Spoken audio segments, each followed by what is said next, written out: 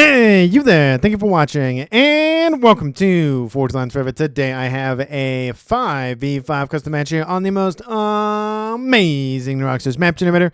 So let's go ahead and introduce our teams and our players. We'll start with Team 1 on the northeastern side of the map, and then we'll end with Team 2 on the southeastern side of the map. Taking a look at Team 1. Let's go Eastern player first. We have in Batman Gray, it is Unknown. He is a Cybran. He is a 2200. He is actually tied for the highest rated player on his team and in the game overall. To his northwest, we have in Chevy Crimson, it is Alamotola playing as a UEF. He is a 1400. Moving southward in orange, the color orange is Rampere playing as a Cybran. He is a 1300. And in Imperial Gray, we have the Seraphim of Yoji. He is a 2200. He's tied for Unknown for the highest rated player on their team and in the game overall. And rounding off Team 1, we have in Blood Angel Red, it is Namplan playing as a Cybran. He is a 1400. So for Team 1 side of the map, they have 1 UEF, 2 Cybran, 0 Aeon, and then 2 Seraphim. So only missing out on that Aeon technology. Starting off with Team 2's northern player, we have in Rust, it is the Cybran of Lu. He is a 2000 rated player. He's actually tied for the highest rated player on his team as well. To his south, we have in Pac-Man Yellow, it is Yellow, aptly named there, or actually Yellow with a V at the end of it, but still Yellow. He is a Seraphim. He is a 1200 again in Pac-Man Yellow.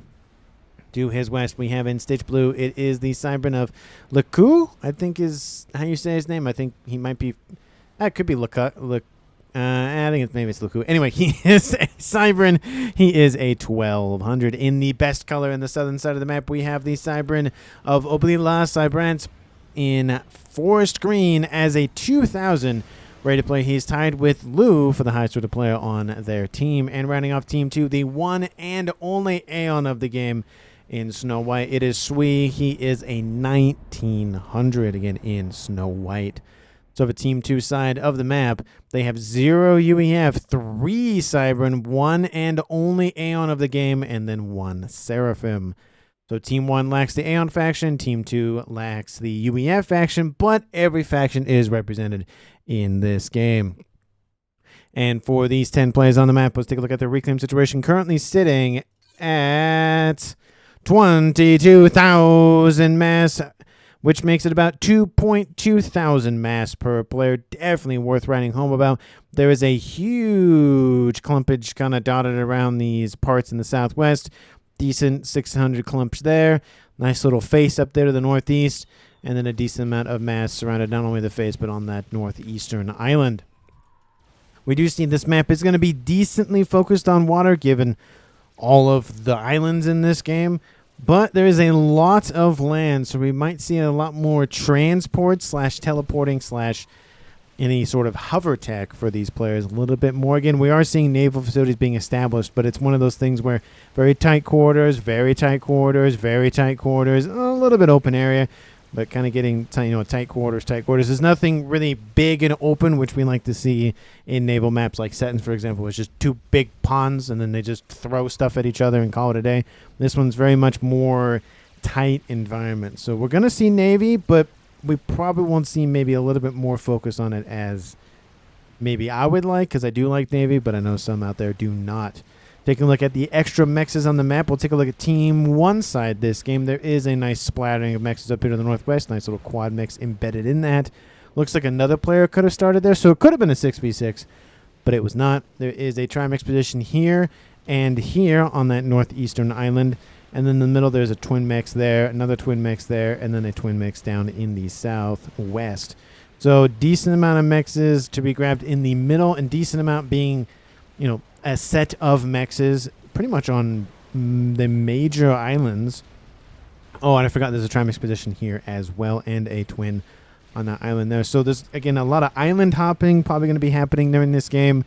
So again, hover is going to be very, very good. And both teams have access to hover, but Team 2 slightly more so because they have an Aeon and a Seraphim. Team 1 only has a Seraphim.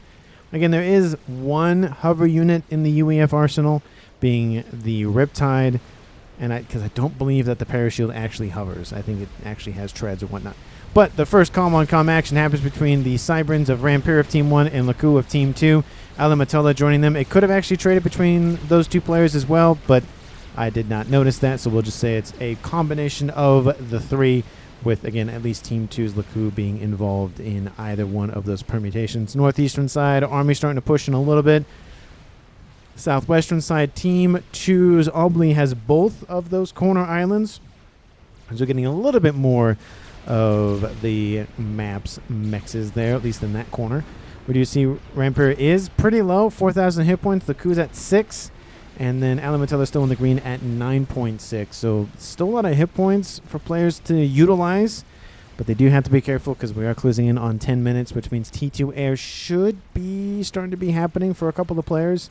We have T2 air done for Team 1's Namplam and for Yoji. Moving northeast, no T2 air, but we do have a naval facility now done for Unknown. Looks like a Cybrin frigate from Team 2's Lu tried to cancel that, and Team 1 said, nope, not happening today, and that's not being reclaimed and scooped up for parts for that new destroyer.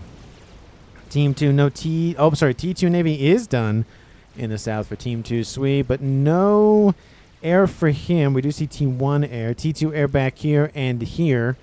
And again, given this map is going to feature Navy decently, I would expect pretty much everybody in this game to have T2 air just at a bare minimum to build Torp bombers. I feel like it's such a must to have a naval player in any game have T2 air just for that sole purpose, so that way the dedicated air players would focus more on ASFs and that sort of thing. We do have Lu underneath the surface of the water here for Team 2 being shot at by a decent amount of slivers.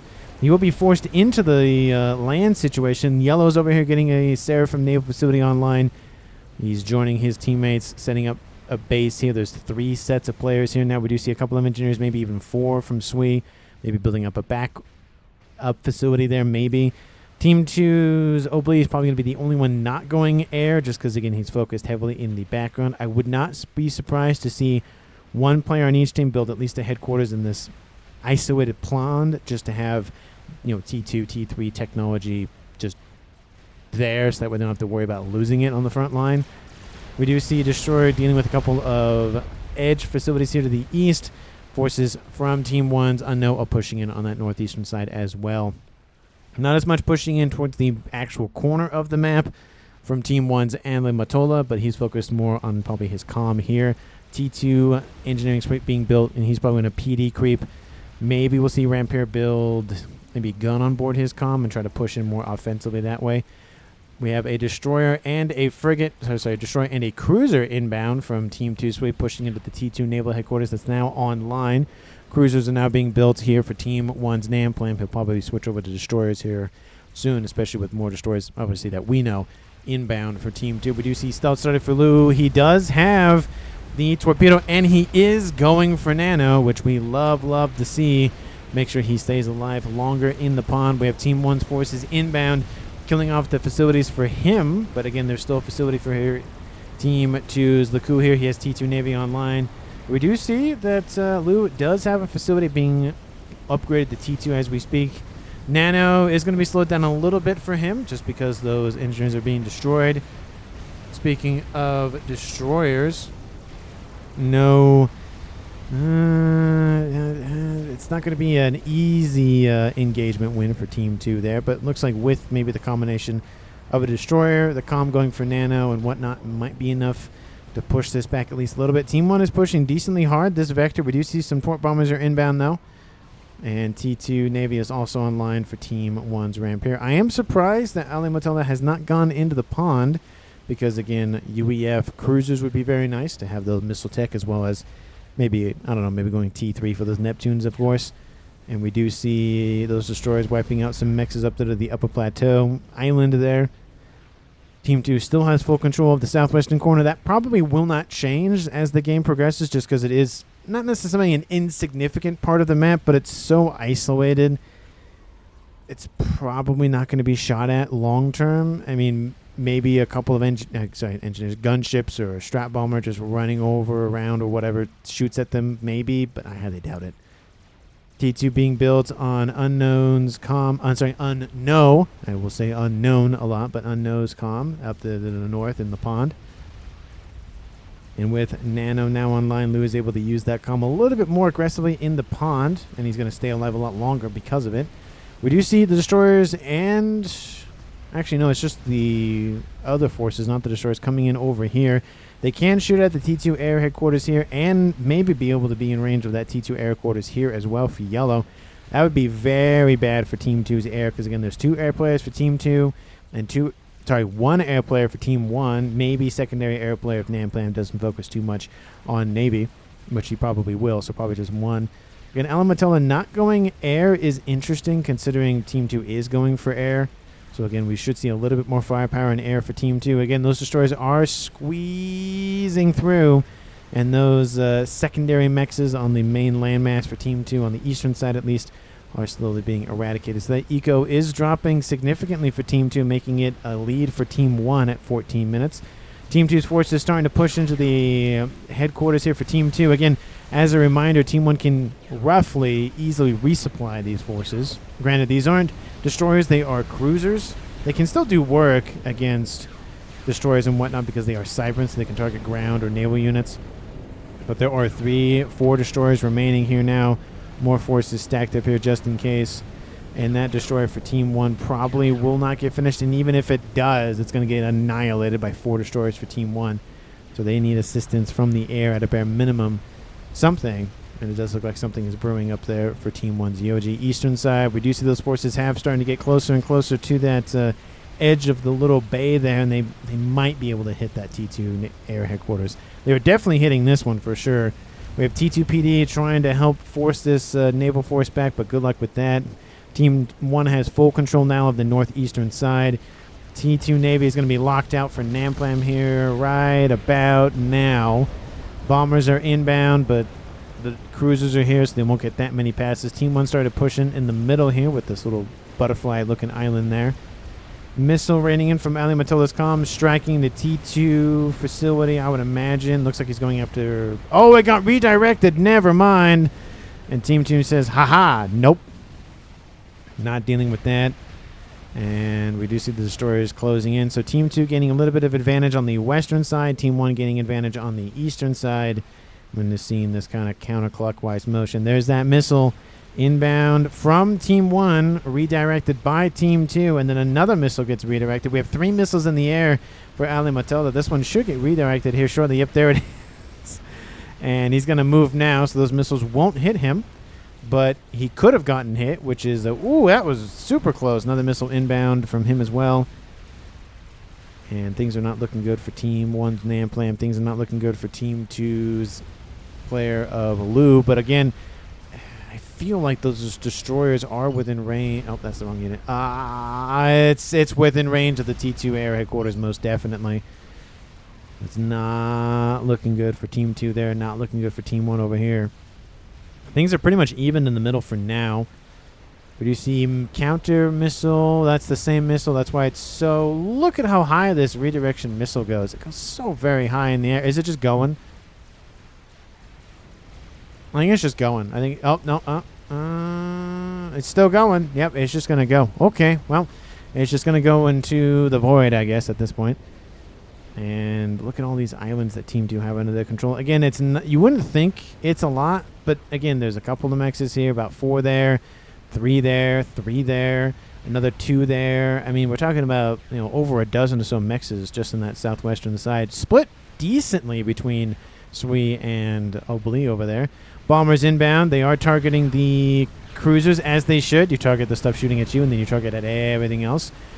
Spread orders, or sorry, what is it? Not spread orders. What's the word for it? It's the Shift G command or whatever, where they spread the attack orders around so that way you're not essentially overkilling everything. Oh, what's that?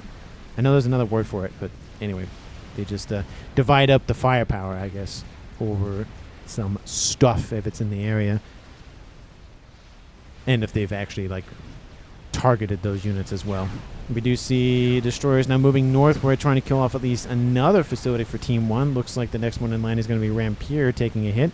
ASFs from Team 2's Obli are dealing with the bombers.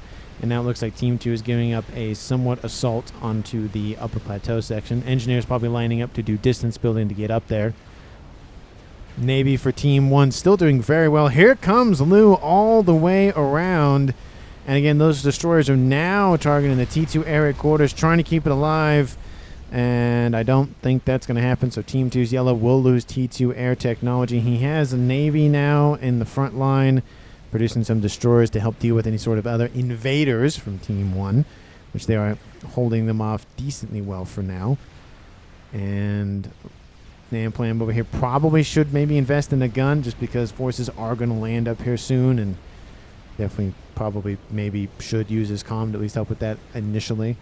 We're still at the mainly T2, starting to phase out T2 to T3 stage. Again, hover is going to be very important. So T2 units will definitely continue to be used, but it's probably going to be a little bit more focused on transporting units just because of all the island hopping and whatnot. T3 Navy online. He's going for destroy battleship first, it looks like. And then maybe we'll go for the Torrent. We've seen lots of good games with Torrents lately. T3 Air online, of course, expanding air grid. Team 1 slowly expanding Yoji's air grid as well. Still no T3 Air for Eli Matilda, but he does have T3 land, which does mean Percy's, but he's continuing to build those Riptides and helping to assess the situation on the Eastern Front. In terms of the amount of mexes versus the northeast, the southwestern corner, smaller footprint for Team 1, and I think it's about the same. A couple of trimexes, couple of... Is that a quad? No, those are still... Oh, no, that's a quad. So 2 quads, 2 tries, and then technically a couple more tries there. So that's 8 plus another 12, so 20. Yeah, it's definitely more mexes for Team 1 versus Team 2. But Team 2 has more territory, so it's smaller, bigger profile, but not as much stuff. So I'd rather have the smaller profile, more stuff, because you can kind of consolidate power and defenses and whatnot. Western side, more AA being built, just slowly creeping on Team 1's front line. Missiles are... Actually, no, that's not missiles. That's artillery raining in. Looks like they're dealing with that facility now. Thought the Gunther was going to hit, but I guess not. Then we have pushback here from Team 1's Rampire against the destroyers. Actually, it's all destroyers, nothing else from Team 2 here. And it looks like, again, not as big of a fleet for Team 1, but they are shoving them back at a bare minimum, so that's good. We do have a transport sitting over here for what... Oh, see, that's Team 2's transport. Thought it was Team 1's. I was wondering why that Mex was dead. And it looks like some forces from Team 1's player of Unknown have landed up here, dealing with more stuff for Team 2's Lou. Lou not looking too great. He has dealt with the remaining ships from Team 1, but again, Team 2 has lost their T2 air quarters and a bunch of mexes.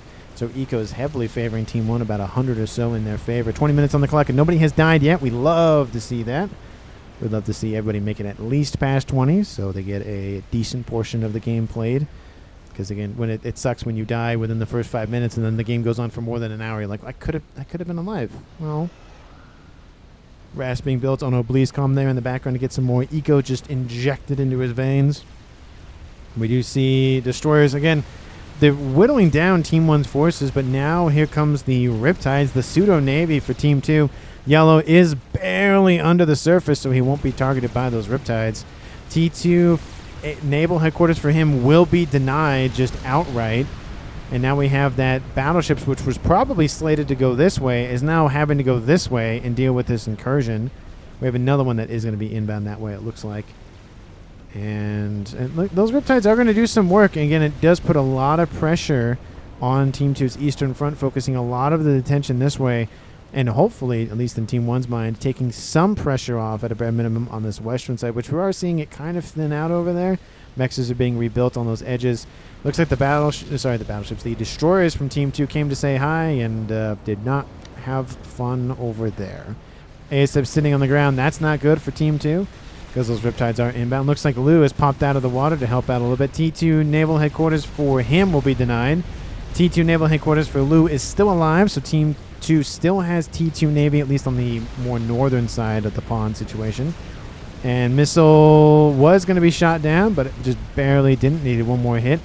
That T2 naval headquarters is being repaired naturally because it is a Cybran one, but it looks like Ali Matello is not going to have that. He's going to get the clean sweep, it looks like, of naval facilities. And there it goes. I annihilated these ones and that one. So 3 T2 naval headquarters have been eliminated. And now Team 2, not necessarily as locked out of Navy in the north, but is not looking good. And now we have destroyers now eating away at the remainder of the mexes and whatnot for Lu. We do see, again, battleship and destroyer here from Team 2. Sui helping keep Team 2 alive. Yellow's taking a little bit of damage. Same as Laku, but he's fine for now. Team 1 has pretty much at least eliminated Team 2's presence on the middle island, a nice little butterfly island, but haven't really taken it yet just because of the range on the weapon systems for Team 2's fleets. Or fleet, I should say. Oh, there's a little bit of a remnant of a fleet from Lu, but heavily, heavily damaged. We do see T2 has been now started the T3 upgrade. T3 almost done. Still T2 going for Coopers, so he's going for more of the, not to say unique units, but the Cooper's unique, I should say, but the Riptides are not. And we do see a couple of engineers sitting there. It looks like Team 2's presence has been thinned out significantly, at least near Team 1's main landmass. That western side either will be ignored by Team 1 or they'll put a lot of effort in trying to pull Team 2's attention this way and maybe trying to kind of do this seesaw where they attack this side and then move to this side, then they attack this side, then they move to this side, and it's kind of a back and forth. And eventually it just stretches Team 2 so thin that it's just an easy break in half kind of situation. Omni sensor in the background, lovely placement there in case of any sort of cloaking nonsense from Team 1. And the only T3 naval headquarters online so far, except for that one that just got built, I guess. Unknown going for a battleship. I would like to see a sub nuke be built by somebody. T3 started for Alamatola, and I would not be surprised to see him go for the Neptune. 1000% on that front. We have 2 battleships and 1 destroyer over here to the east.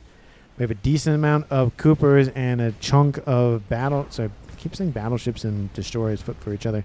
Destroyers for Team 1. ASF starting to stack up a little bit for both teams, but it looks like Obli's still in the lead, 47 versus his 61. So again, a little bit, but again, that could be a nice little turn or two for Team 1. That amount ahead isn't a big deal. It can be, but at this point it really isn't. We have some Coopers just being shot at by some gunships. Again, that is the one downside to Coopers at the T2 tech phase, is the fact that they can be targeted by essentially anything. The subs for every other faction cannot. It's either torpedoes or ground firing, depending on the weapon systems that is doing the ground firing. But a bunch of destroyers versus 1 battleship. The battleship will lose that fight, especially with a battleship inbound. It's 3 versus 1 when you count only battleships involved. And a couple of those shots from Team 2 are actually going in those facilities there. Coopers are actually pushing in. Again, here's another situation where, again, if these were subs, it'd be a completely different story because they wouldn't be easily targetable by Team 2. But this battleship is almost dead. This one is now half dead, and this one's the newly minted one. T3 Navy is done for everybody now, and he is going... Oh, you're going for the sun. Why? Go for the Neptunes. Oh. Another battleship online for unknown. ASF's just floating around over here. I think they probably want to get those ASFs from Team 1 eliminated. And a couple of Tort Bombers getting killed off by just a few ASFs. A lovely play by Yoji. He doesn't send all of his ASF in. He just sends like a couple. He's going to probably lose them at some point. But he's going to do some damage, at least to the more offensive units for Team 2 in the air. Look at this. They're doing very well for themselves. Multiple of them have, half a dozen or so kills. 3, 4. It's probably about a dozen or so. We do see gunships are inbound for the T3 naval headquarters, or even all 3 of them for Team 1. And Team 2 is going to try to fight back in the air. Team 1 might have to take this. They're using the gunships as a way to goad in the ASFs from Team 1. And, Flak takes out 3 of them at the same time. That's got to hurt. And Team 2 loses 2 of their 3 battleships. Did they pull one back? No, they did not. They lost all 3 of them up there. And Team 1 is now continuing to send their forces southward. ASFs engage, go after the gunships, because they kind of have to, and Team 2 will win the air fight just because of that, but the gunships have pretty much all been destroyed at this point. And now it's probably about 40 or so. 53. Okay, never mind. 53. So he has air dominance so far. The remaining AA on board, everything else nearby is enough to deal with the remaining gunships. Nonetheless, can say, are those hives? But no, those are kennels. Makes way more sense. Still building summits. Build Neptunes. They're cheaper, and one teammate's already building battleships. Just build summit. Not build summits. Build Neptunes. I just love the Neptune. That's why. Anyway, 27 minutes on the clock. Nobody has died yet. Another game back-to-back where, as of right now, it's almost 30 minutes and still nobody has died. So I'd love to see this trend continue where no one dies before 20 minutes or even 30 minutes. But let me know down in the comments who you think is going to currently win this game. Of course, as a reminder, Team 1 is in the lead for Eco, barely, but is in the lead about 1.2, 1.1-ish. Map control, it's essentially 50-50 when you cut it across the equator like this. But let me know down in the comments who you think is going to currently win. Thank you so much for watching. I really do appreciate it. If you haven't seen yesterday's Christmas Day dual gap match, take a look at that after this one. A very good game, very explosive is one word for it. So hopefully you check a look at that if you haven't seen it. If you have, thank you for watching it. Thank you for watching this one, and thank you for continuing to watch as my ramblings continue, of course. Destroyers and battleships moving into range of everything else from Team 2. We have 2 T2 naval headquarters. Is one of them going for T3. I don't think that one's going to finish, unfortunately, for Laku. I think he's going to be denied. Do not tell me these they're going to actually move on to land when they have naval targets to go after. What are you doing? Move them in there. You can't use your torpedoes when you're, on land. Granted, Team 2 can't use their torpedoes, to be fair. But still, what's going on with this? I don't understand. Again, 2 battleships versus 1. Team 1 wins that fight easily. I don't know why they're pulling back. Yeah, there's some torp bombers in the area, but still, there's a summit inbound. Another summit of Galaxy is inbound. T2 almost upgraded to T3, 90% in climbing. It looks like they're just trying to do infrastructure damage at this point. And to be fair, it's starting to work. Blue is taking a ton of damage. He has T3 land online. Definitely doesn't want to lose that. Yellow's still trying to make Navy work, but he might just need to switch back into air, to be honest, just because it's a little bit more protected at this point. At least have it further back, maybe here. And still, the destroyers continue to push forward. A lot of their shots are really just kind of missing because their accuracy isn't super great. But again, the torp bombers aren't effective because they're on the land, not in the water. So there's that, I guess. We have gunships inbound. We have Corsairs inbound as well. We have a T3 gunship from Laku dealing with this. And again, a downside to the Salem destroyer is that it cannot target 180 degrees behind itself. Essentially, it's kind of like that one character from Naruto. He's kind of blind back there. I think his name's Neji. Is his name Neji? I think it's... No. Is he Neji? I think it is. Anyway. To the north, ASF fight happens one again. Team 2 will probably win it again. There's a little bit of AA for Team 1. Not a whole lot. It's going to thin both of them out, but it's going to thin Team 1 out a lot more. It is Cybran versus Seraphim. Take that into consideration. I think in small numbers, the Cybran one wins, and then in large numbers, the Seraphim one wins, I think. Just absolutely ripping them apart. But again, Obli was at 50. Now he's dropped to 40. He's back up to 53. Never mind. Battleship over here trying to take out this little T2 Gunther battery here. There's another couple of them over there. The artillery is really going to probably keep Team 2 back, at least for now. And also keep the naval units moving as well. So constant APM just sucking up for Team 2 over there just to keep those forces moving. And we have 4 battleships now for Team 2 here. Again, I feel like the destroyers could have easily at least wiped out this one, prevented that from being built, and then it'd be a little bit better time. And it looks like Laku is like, hey, push your forces forward. Summit's being hit consecutively there. Not looking good for that guy. Is he going to go? He's still not going for the Neptunes. He's got to go for some other unit. We have battleships and aircraft carriers being built by Team 1's Rampairs. So trying to get a little bit more of a variety going. Just all the shots raining in, kind of missing over there to the east. Team 1's air grid is expanding quite nicely and separating. We have this, side one here, the main one here, and then a nice little mass fab farm there to the north. Just trying to scale eco as well. Nice chunky amount of mass fabs. Love to see it. Trying to use that land mass up pretty nicely. Team 2, are you playing anything in the background? Bug's interesting. Ooh, this is even more interesting. Tempest coming online for Team 2. first experimental, I believe. Oh, and there's a nuke back here. Love it. And a stealth field. Gotta love it. Nuke is already half loaded. Does Team 1 have an experimental already online? I don't think so. Because there's actually only one way to get it from the main landmass to the water, or sorry, the other side of the map, which is this route. I mean, you could probably squeak it. No, you can't squeak it through there. It literally is only that aperture.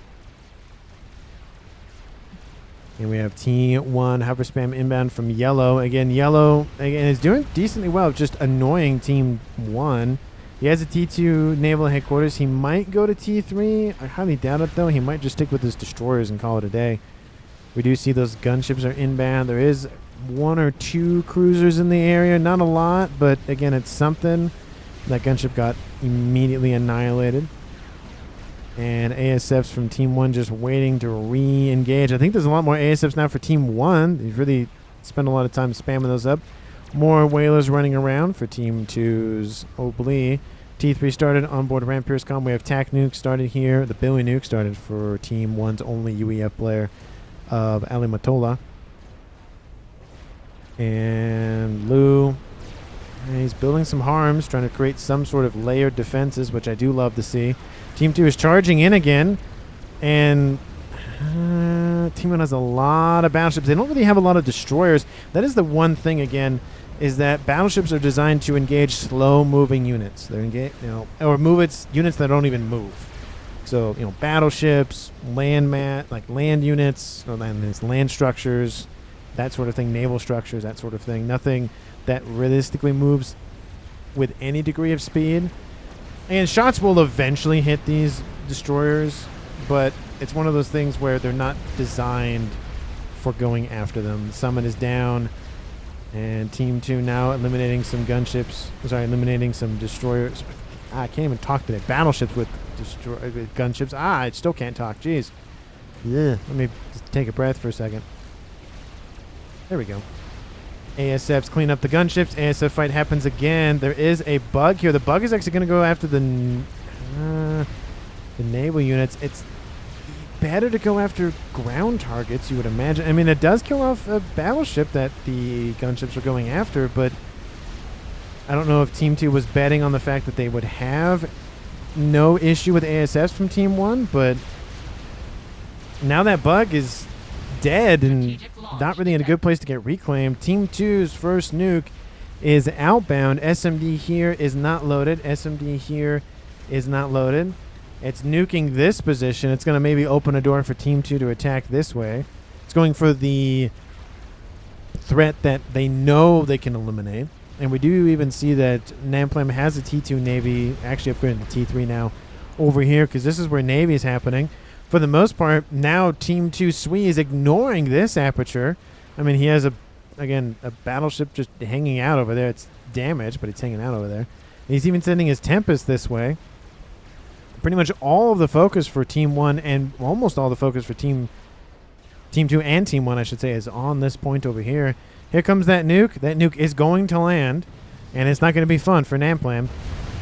Kaboom! Wipes out a chonky amount of shielding. Artillery batteries. There's still more there, though.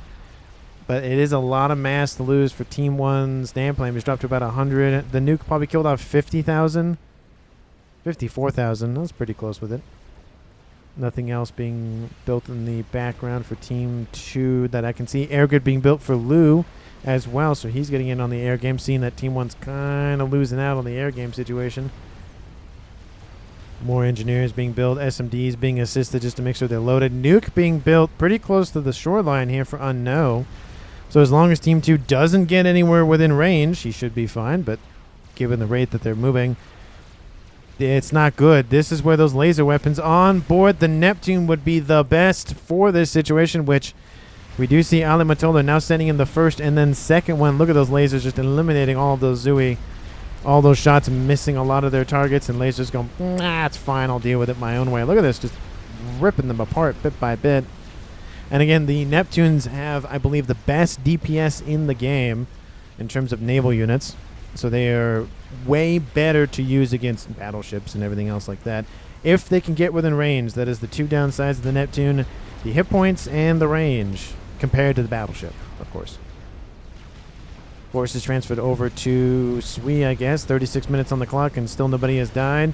Are you are not producing units on your back? I feel like that's unfortunate. You could resupply at least destroyers or even just cruisers or even just Team 1 frigates, something. But not producing them. Second one is down over here. That one looks like newly minted. It hasn't even moved yet. And nothing yet. SMD protecting that T3 naval headquarters. Smart move there. Nuke is being fine. That's a Billy Nuke, apologies. Inbound. There's one TMD here. Not enough to kill off a Billy Nuke. And ASF's cleaning up the skies above the inbound forces from Team 2's yellow. And honestly, Team 1 not really wanting to charge in. Again, the Tempest has a little bit more range than a battleship and just annihilates that one, speaking of which. Here comes the Billy Nuke. Where'd it go? I thought it was right here. Did it get shot down? It must have. This has Torp defense, no TMD. This has... Well, this has TMD on it, so maybe that helped. I thought that Billy Nuke would have been fine, but I guess not. Odd. Western side, Team 1 is still retaining control over here. Air Scouts just getting some sort of readout on what Team 1 is up to over there, but nothing too bad. We do see Torp bombers inbound, going to finish off that Tempest. Not really needed, but they want to just confirm the kill nonetheless. And now it's just down to a battleship and a bunch of Team 1 hover spam. We do see some bricks now making their way into the pond. Again, they have torpedoes and Torp defense on board. Monkeyloid in the pond being built now. I will say this, the Crab is the more annoying of the two units from the Cybran land roster that is more annoying in the pond just because of a lot of hit points and decently good torpedoes and Torp defense. So it's just more annoying to deal with. It's just the chonkiness of the thing is probably the main concern. More and more battleships. We're seeing him switching back over to summits. Stop switching the summits. Just build Neptunes. Neptunes and shields. Yeah, there you go. Neptunes and shields. That's it. That's really all you need.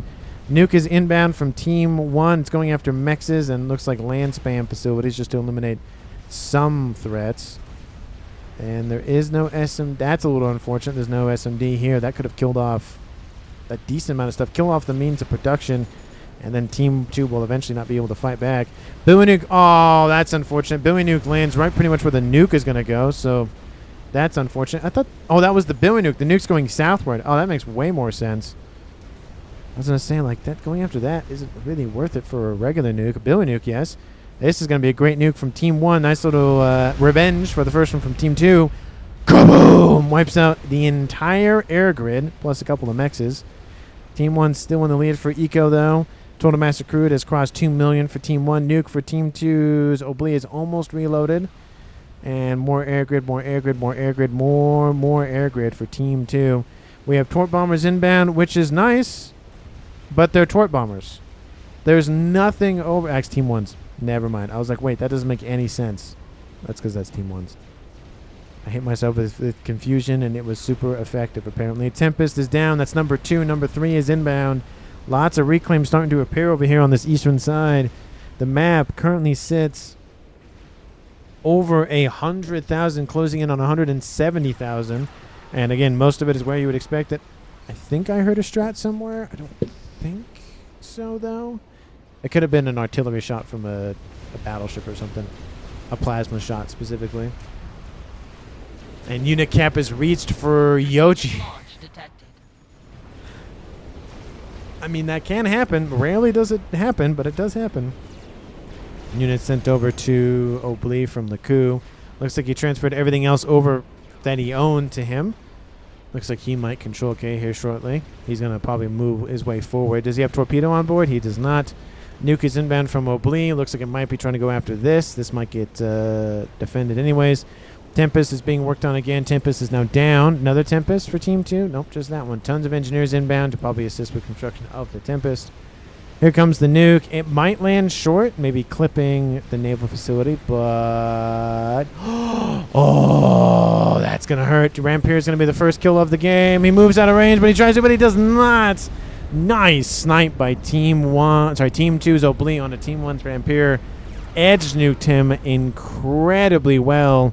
You can see the range just barely outside of that. Look at that right there. It's literally right there. Oh, that is unfortunate. Yeah, you can see the drawing of the range. Valve, please fix right here. It was outside of range. ASF fly over top of some aircraft carriers for Team 1. That's never a good idea. Not a lot of them are dying, to be honest, but they are being whittled down in hit points at a bare minimum. And I definitely hear strap bombers that time. Where are you? I don't see him anywhere. Lots of mechs is dead for Team 1 up here to the north. Team 2 is invading. So bomber's going to land right next to where Lou is hanging out. And ASFs fight again. They're going to probably try to go for the... Actually, they don't go for the bomber. They go for the ASFs. And a nice little turn for Team 2 nets them the win. Again, they're underneath AA for Team 1, so it's almost just kind of a leveling out of the playing field. Tons of bombers might get killed off here shortly.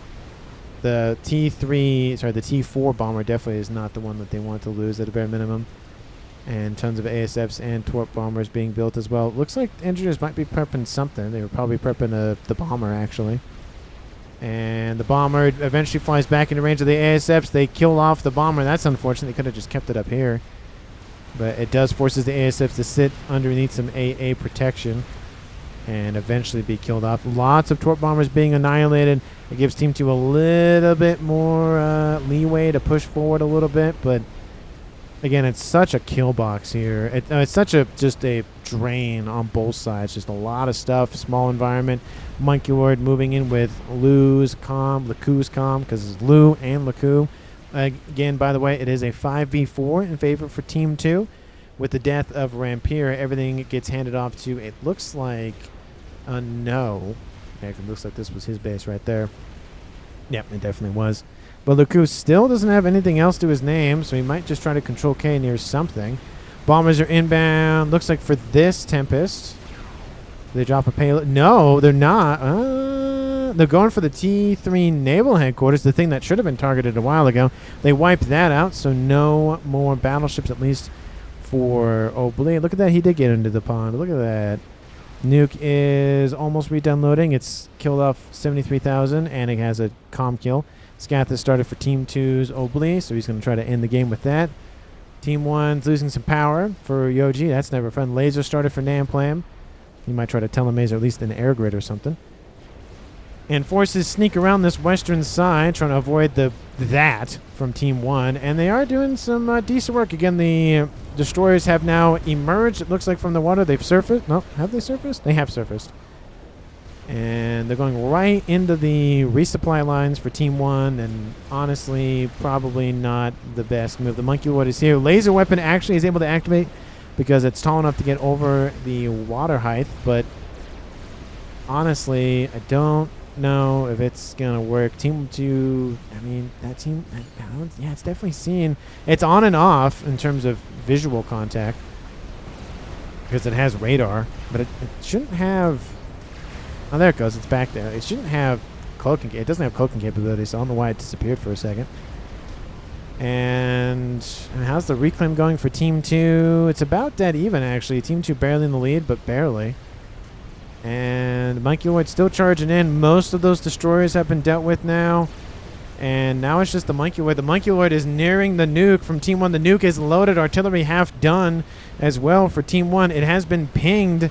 We have torp launchers being spammed up. We try to deal with this. We have another shielding, trying to protecting all the stuff up here. We have torpedoes on board the Galaxy. That'll help a smidgen. Another Galaxy's online. More torpedoes. And Luke, Control K's in the midst of everything over here, just to do some damage to those battleships, but didn't really do a whole lot, to be honest. T2PD just firing on that Monkey Lord. T3 facility is gone, but not the headquarters, focusing the battleship. Battleship takes a lot of damage, and it looks like maybe a nuke was fired at this position from Team 2. It looked like the goal was to maybe wipe out the SMD and then wipe it out with the nuke. That might have worked, maybe. But again, there is this one here that covers most of it. He probably could have edge nuked it and maybe wiped out it. It might have been within range, but that nuke... actually, no, it's not. I thought it was going there. It looks like it was a ping, not a nuke symbol, which is kind of hard to tell sometimes. Nuke is inbound from Team 1, both in the regular and in the Billy nuke. And it's going right for those aircraft carriers. Ooh, that's going to be a great grab. Should be 3 battleships. Boom. and kaboom! Wipes out 2 aircraft carriers and 3 battleships. Nice grab there. EMPs a few more. And Nuke is sailing overhead. Oh, lose nearby. He should be fine, though. Honestly, he's going to kill off the monkey wood that was started, but it's not too bad. Almost kills him off. Kaboom!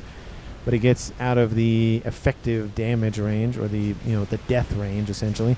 ASF fighting over here once again between Team 1 and Team 2. Looks like it's going to be another win for Team 2. There's a little bit of AA in the area for Team 2 this time, but it's definitely just a thinning out constantly for both teams.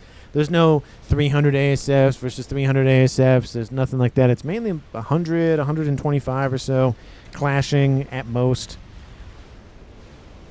It's definitely more of the we're just going to thin the numbers out for both teams and not try to build up to one giant nonsense. Nuke's at 119,000 mass killed. This Nuke's at 82 or 61? 82, 81 and some change. Artillery started for Yoji, so we have 2 artilleries almost online. So it looks like it's going to be T3 versus T4 here shortly. Scathis is in the yellow. It's 33% done. Team 1, not aware of it. I noticed that Namplan was building the teleporter laser nonsense. He does have it available to him. He has also gun on board. No veterancy. He will gain veterancy if he teleports in and kills stuff. He's got to A, teleport in and then kill stuff. There are some SACUs here. There is the comm here. We do have TMLs. That's interesting. Maybe he tried to build TMDs and built the wrong thing. I don't know. I mean, everybody makes mistakes, even at 2,000. Random, but he has TMLs. Maybe he was building them in case the destroyers came and said hi, maybe. I don't know. Torp bombers thinning out Team 1's presence over here to the west. We have a summit just running around. I don't know if it's the best use of that summit. Team 1 is getting closer and closer. Those Coopers, I mean, they're weak and they can be targeted by everything, but they still do work. Again, they put out a lot of DPS, but they suck in terms of everything else. Billy Nuke. No, that's a Billy Nuke landing for Team 2 stuff. Team 2 has almost reclaimed and almost has full control of the entire northeastern side. There's even an Omni up there. So Team 2 has both corners of the map, but Team 1, they're still winning the eco game. They're slowly winning the naval game. You can see their presence getting further and further closer to Team 2. No backup T3 naval headquarters for Team 2. Oh, that group of bombers got annihilated by that AA. Oh, what are they targeting with the... Oh, that goes that cruiser. Bye-bye. ARAS being built next to the T2 naval headquarters. The only headquarters, mind you, in that area. It's just Tempest for Swede. Look at this. All of his focus is just here. He has some feels out. Namplam is defeated by Oblee. He teleports in, kills off the nuke, and then dies. I don't know if he killed himself off because of that or not, but he did kill off a nuke and some mexes with him, so I don't know, but it's now a 3v4 in favor for Team 2 at 47 minutes on the clock. It will give the remaining stuff from Namplam to over to Yoji. Yeah, I mean to zoom in with the mini-map there. Forget you can zoom in with the mini-map. So, making sure I don't miss anything up here. His artillery is being built over here. The artillery's gone for Team... Oh, Team 1 lose artillery from some missiles from the north. Nice grab there from Team 2's Lou. Assassinates this. Would be great to grab that SMD. Kills off the Pigeon. Might just do that. Team D being built now. That's unfortunate. Team 1 loses their first artillery. Their second one, however, is now online and definitely outside of range of those missiles. We have actually some TMDs as well to prevent any sort of redirection systems. Nice placement there. SACUs on the land. They are the Rambo 400 nano nonsense ones. 3 Tempests. I mean, they're keeping this force back slowly, but the erosion is happening for Team 2. It's slow but surely happening. We have SACUs reclaiming galaxies. That's maybe one of the first times I've seen that. Lasers done for unknown. Going for gun. SMD. Oh, SMD. SMD is down. Nuke is almost down. Laser opens up. Oh, excuse me. Laser opens up and helps kill off maybe one of those SACUs. It's still alive again. 400 is a lot of hit points a second to get back. The nuke stays alive. The nuke is now fire. Is it firing? It was fire. It did fire. There it is. And oh, please go after the headquarters this time. There's no SMD over here. No, it's not gonna go for it. Okay, there is an SMD there. It is loaded. Oh, it's gonna fall short. Ah, it's a wasted nuke. There's so much other stuff that can be blown up. This could have all been blown up had he targeted here. Could have maybe killed off yellow. Could have killed off Lou if he went for the facility. Satellite in the air. Team 1 loses on no to lose missile snipe. It looks like he thought it was over. It wasn't over. And there he goes. Team 1 loses another player. It's now a 4v2 in favor for Team 2. And that's definitely missile attack missile snipes. We have artillery raining in on the air grid for Team 1's Oblee. He's getting more shielding to protect the Scathis. And we have pushback in Navy on that eastern side. There's a lot of stuff that Yoji has. Might want to hand over some of that to Alimatola because why not? 49 minutes on the clock. You have 1.7 thousand mass per second. You might as well spend it on something other than one artillery piece. He's going to build maybe another one here. That was a nice tech missile snipe from Team 2. I didn't think he would get that. He got the nuke and he got the SMD, but I think it was the nuke that realistically ended up killing Lou because of the AoE, I think, because his TMD were dead at that point. We have destroyers punching in here. Artillery still raining in. Do they know? They probably know about the Scathis by now. They definitely know now because they can literally see it. And lasers trying to target all the P-gens for Oblee. And those Tempests have gotten closer. To be fair, they've gotten even closer. So much reclaim. There's so much reclaim on the map. Currently sitting at 150,000 still. Is he building an... He's not building an... I don't know what he's building over there. He's prepping something. Again, 1.7 mass. Are you spending all of that? He's stockpiling a third of it, which is not bad for savings-wise. Tons of Torp bombers coming in say absolutely not. One Tempest is down. Second one is heavily damaged. ASF's inbound from Yoji go, yeah, we're going to protect these bombers. That second one's going to die here real quick unless the torpedoes land on top of this one, which they're kind of actually doing that, to be honest. Ooh, look at the hit points just falling off that thing. Third one is heavily damaged. Now it's in the yellow. Sweet, what are you doing down here? Nothing much. And there goes the Torp bombers targeting the third and final Tempest. That has now been eliminated. Team 2 has lost pretty much all of its main. It's not dead. How is that thing not dead yet? Now that Billy Nuke gets... Did you try to close range Billy Nuke that stuff? Because it looks like that facility got destroyed. Alamachado trying to reclaim those bricks. Because the bricks don't have redirect systems, so it had to have been a direct shot from the Billy Nuke. And all three Tempests are down. Again, this is when the Neptunes come in and just clean house. They just wipe out all of the spam and then be done with it. We have two. Why are you building? Why? Why are you building bugs? Why? Why do you do this? Scathis is almost done. It's almost at 100%. 51 minutes on the clock and climbing. Team 1 is advancing down this channel of death. And T2 Naval Headquarters almost destroyed. I think maybe one or two more artillery shells from the Galaxies will be enough. One more is going to be enough now. No? Are they being shooted? There's no way this thing's still alive. Jeez, 350 hit points out of 14,000. Literally just send a Torp bomber or two and that'd be enough. Scathis is active for me. I mean, it is online, ready to go. And Billy Nuke is inbound. Oh, that's gonna be unfortunate for Team 1. We have 3 bugs inbound. Maybe soon more. Again, how is his spending? Oh, and he's starting to stockpile mass. Almost 100,000 mass in his bar. He's got to spend it on something. And Scathis is inbound for, I guess, this section of the map. Billy Nuke lands right next to that galaxy. Oof, a little bit of singeing going on. T2 Naval Headquarters is almost dead. Team 1 just will not target it for whatever reason. We have harms being been built here, chewing away at the Galaxy's hit points. The Galaxies don't even care at this point. They're going after the Tempest being built. They're just throwing anything and everything they have at this point. Artillery still raining in from Yoji. And that section of an air grid is gone. That one isn't shielded as well. That might be the next target. How is Obli shielding? Not good. 9,000, 10,000. That's about 4 P-gens worth. That's pretty much what's sitting here. There's 3 of them there. And here come the bugs to wipe out all the stuff on the ground. How are you still alive?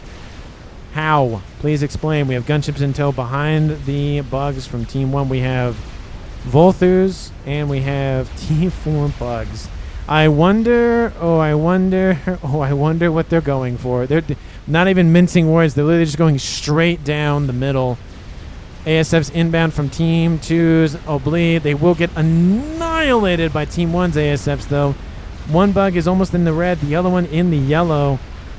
And they are on a collision course. Oh, please hit the bugs in the air. Please hit the bugs in the air. Please hit the bugs in the air from the artillery shells.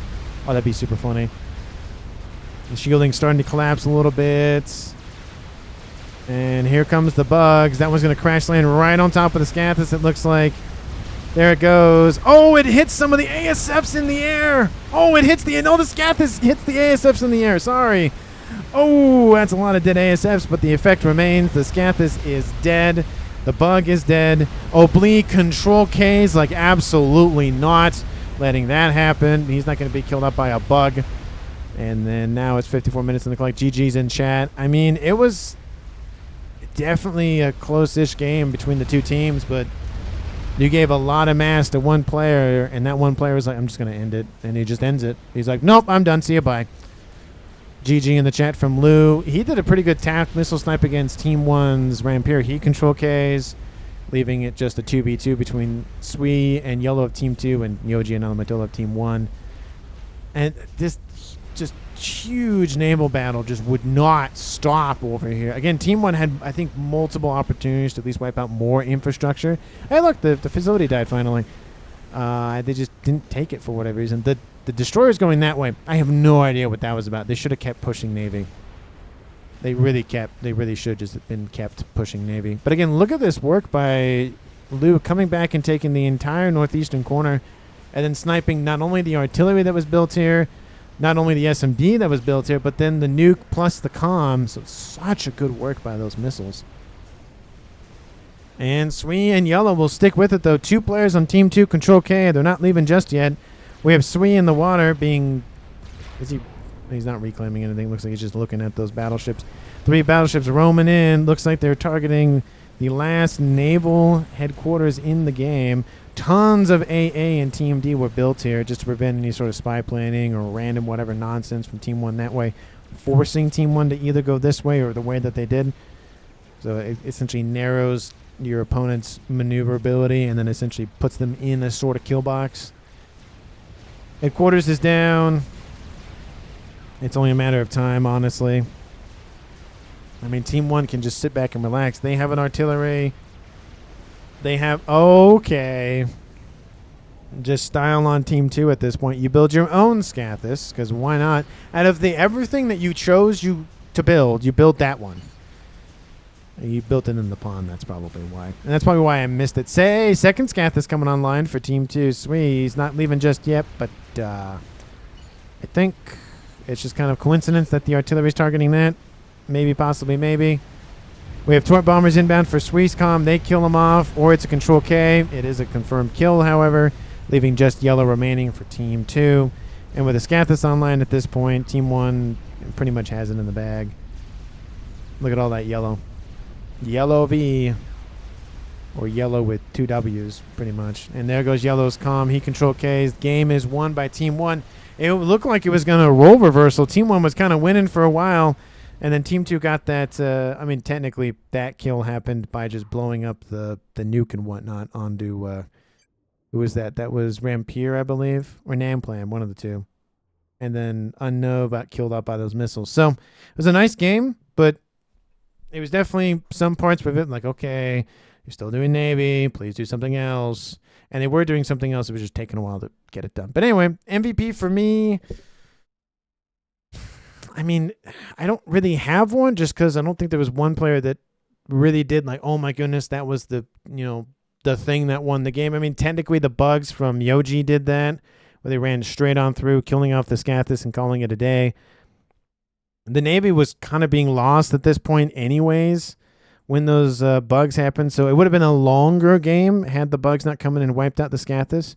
There could have been a chance for Team 2 to come back. It's still a game ender for a reason, so I'm just not trying to, you know, rag on the Scathis because I don't like the Scathis, but there were some possible targets, to be fair, like this up here, we had this up here, this up there, this technically right here, but I don't know.